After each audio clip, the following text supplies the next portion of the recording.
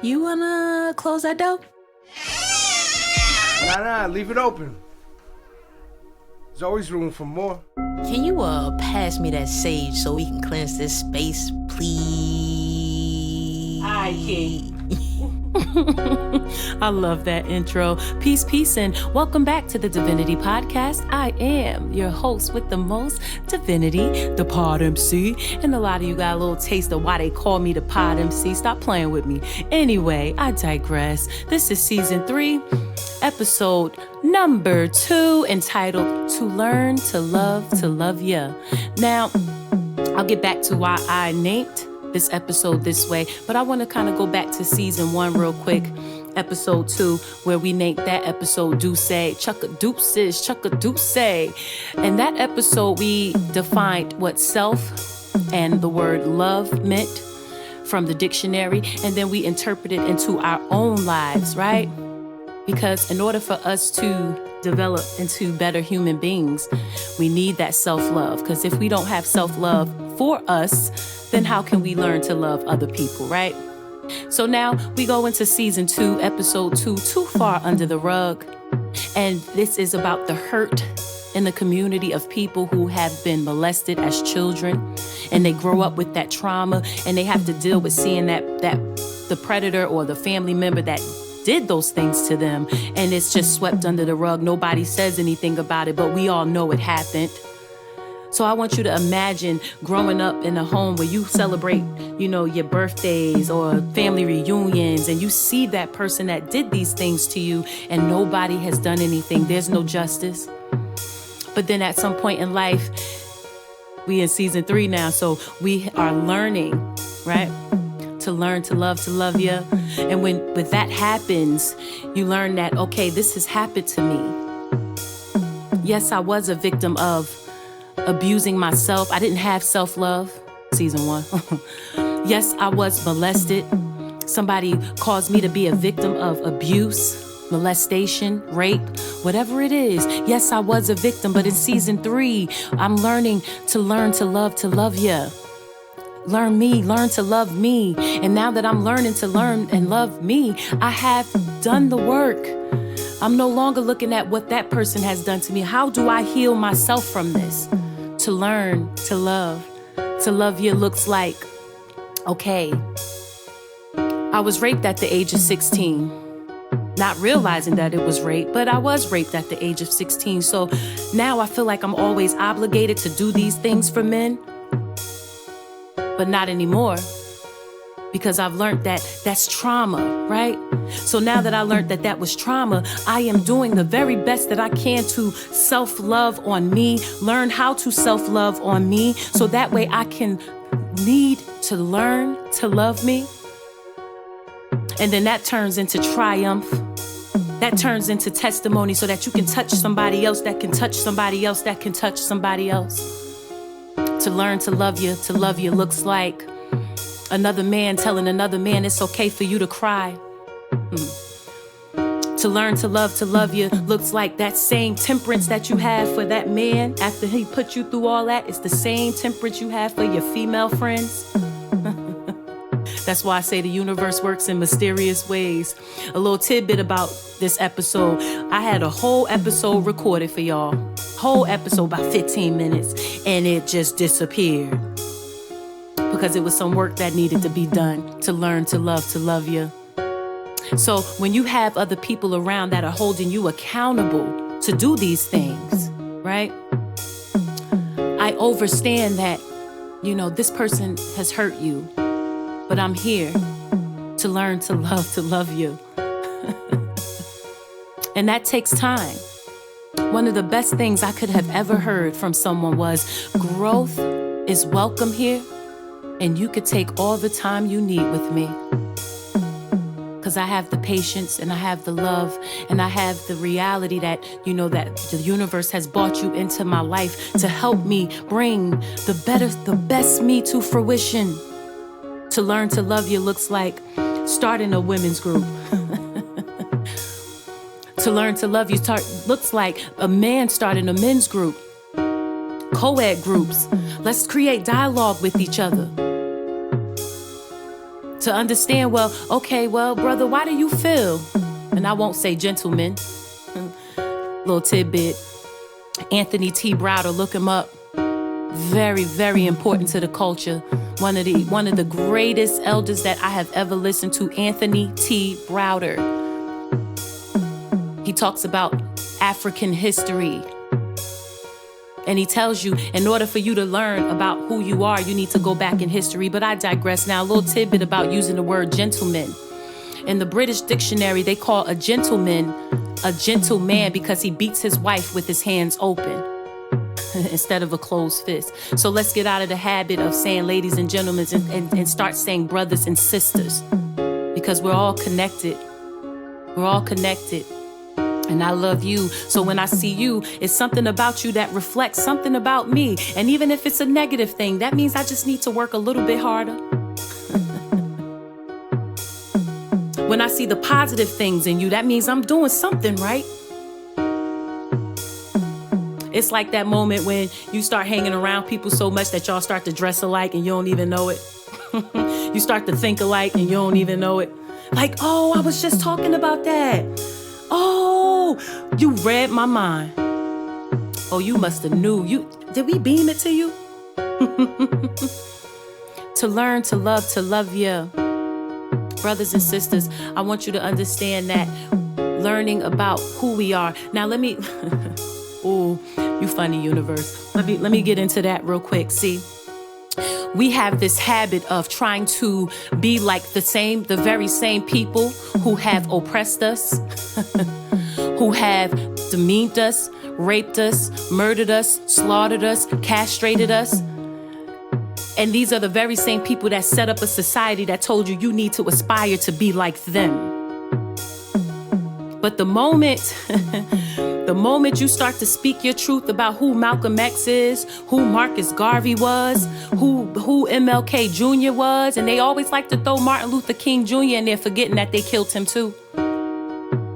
So you start to admire the very same abuser, this very same relationship with the person that has oppressed you and told you it wasn't okay to learn to love ya. But when you start to do those things, you start to see the rich history that you have. And you start to see that, okay, I understand what Sister Soldier means when she says unity is power. You understand what Kwame Ture meant when he said black is beautiful. You understood what Marcus Garvey was trying to say when he created the RBG flag, August 13th, 1923. B for the beautiful black skin that you're in, right? I'm sorry, red for the blood that was shed. B for the beautiful black skin that you were in. G for the green lands of Mother Africa. Green lands all over the world, because we've been here. Been here. And when you start to learn to love yourself, you start to love the same people that look like you. You'll start to have more patience with them, understanding that this is trauma. Untreated trauma. Which is why I recommend therapy for black people too, but y'all so skeptical about it because y'all think that it's a white thing. How can you fix something if you don't know there's a problem? See, when you start to learn to love ya, ooh, I love to love ya, you'll recognize that majority of the problem started with you in the first place. And this is just me telling you my life story, hoping that you can relate. See, I look at us as a whole, right? And everybody be like, man, you go so hard for black people. You go so hard for black people. It's not that I hate white people. Because I know there's bad people in every nationality. I know that there's bad people in every ethnicity. I know that. Shitty people will be just that, shitty people. But I can't focus on that right now. I'm mature enough to know that these people exist. Bad people will exist regardless. But I'm mature enough to know that I'm going to start with the same group of people that I'm in that have the same mentality that I'm in. We want to see things build and grow. Okay, so now we have one person learning how to become a farmer. One person learning how to do construction. It's all about the unity. When we start to do for self, see, this is the problem. Y'all praise Little Italy, Y'all praise Little India, y'all praise Chinatown, but let somebody try to start Little Africa or Big Africa. It's, oh, well, why you gotta always just include? And do you ever stop to ask yourself, well, why do you think that way? And brothers and sisters, I understand that y'all love who you love, but there's a way you can love somebody without downgrading or making somebody else feel like less of a person, because that's your choice about who you want to date. Understand that if you can't look at me and see the beauty in my beautiful blackness, what do you do when you go home and see your mother, your grandmother, your aunts, your uncles? I find it hard to believe that you can't find one good thing to say about a brother or a sister,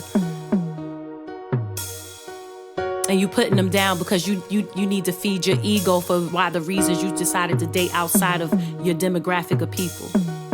So when you to learn to love you looks like, okay, I love my beautiful black people. I prefer this because that's just my preference. I know what the richness is, and that's okay.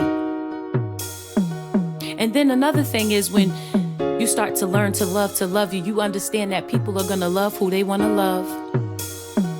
And that black is simply black. It doesn't matter if they're gay, doesn't matter if they're straight, doesn't matter if they're trans, doesn't matter if they're he, she, they, it, why, what. I'm still trying to understand, so please forgive me. I hope you don't take this the wrong way. Nothing malicious about it. I'm just speaking what I feel.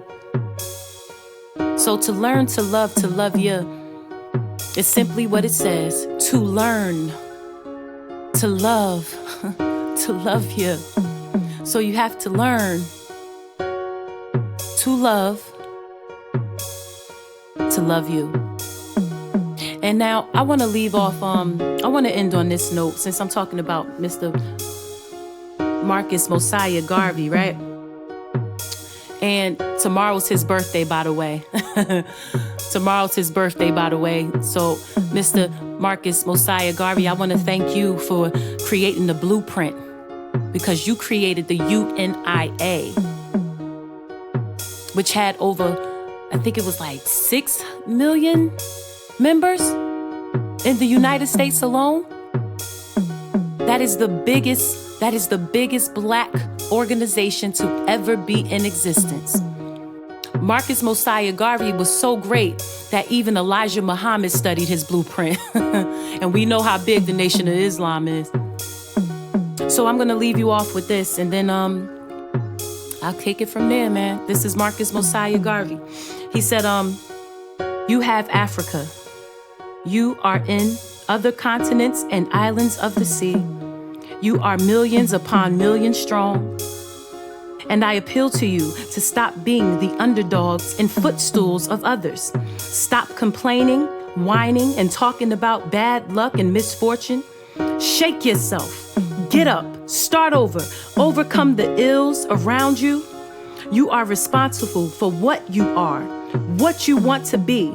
Blame no one but yourself. You have the chance.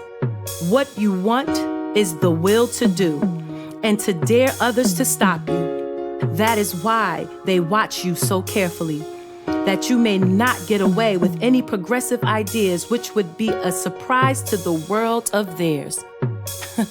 Now, I leave you with that because every episode, my job is to feed you. How you take it, that is personal. Very personal. But as for me, man, and as for mine, is always forward. Forward always. Until next time, I wish you peace, love, and soul. And I hope that you, too, learn to love you. I love you. Peace. I'm out. Hey, peace. I'm out. Yeah. Peace. I'm out. Yeah. I'm out. Yeah. I'm out. Yeah. Hey, RBG means so much to me. And if you study who you are, then you'll grow to see all the richness you have built in your blood. God, you were made in the image of God, man, that makes you the universe. Peace.